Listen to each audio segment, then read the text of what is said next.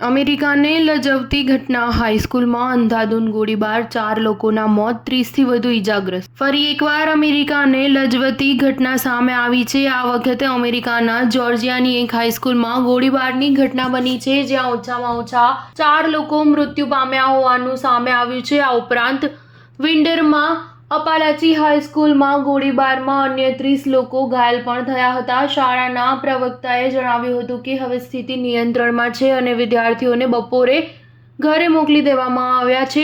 અમેરિકાના સ્થાનિક મીડિયાના અહેવાલ પ્રમાણે પ્રત્યક્ષદર્શી વિદ્યાર્થી સર્જિયો કાલ્ડેરાએ દાવો કર્યો હતો કે જ્યારે અમે ગોળીબારનો અવાજ સાંભળ્યો ત્યારે અમે રસાયણશાસ્ત્રના ક્લાસમાં હતા. 17 વર્ષીય કાલ્ડેરાએ જણાવ્યું કે અમારા સાહેબે દરવાજો ખોલ્યો ત્યારે અન્ય શિક્ષક દોડીને આવ્યા અને તેમણે દરવાજો બંધ રાખવા કહ્યું. જ્યારે વિદ્યાર્થીઓ અને શિક્ષકો એક ક્લાસમાં એકઠા થયા તો કોઈએ બહારથી જોરદાર રીતે દરવાજો ખખડાવ્યો અને બૂમો પણ પાડી. થોડી વાર પછી બધું શાંત થયા પછી ફરી એકવાર ગોળીબારનો અવાજ આવ્યો. છેલ્લા 2 દાયકામાં અમેરિકામાં શાળાઓ અને કોલેજોની અંદર ગોળીબારના સેંકડો મામલા સામે આવ્યા છે. તેમાં સૌથી ભયંકર ઘટના 2007માં વર્જિનિયા ટેક ખાતે બની હતી, જેમાં 30થી વધુ લોકોના મોત થયા હતા. આ હત્યાકાંડે અમેરિકામાં બંદૂકના કાયદા અને અમેરિકન બંધારણમાં બીજા સુધારા અંગે ઉગ્ર ચર્ચા જગાવી હતી, જે હથિયાર રાખવા અને ખરીદવાના અધિકારની બાંયધરી આપે છે. સ્ટાર ન્યૂઝ 7 હંમેશા સચ્ચાઈની સાથે.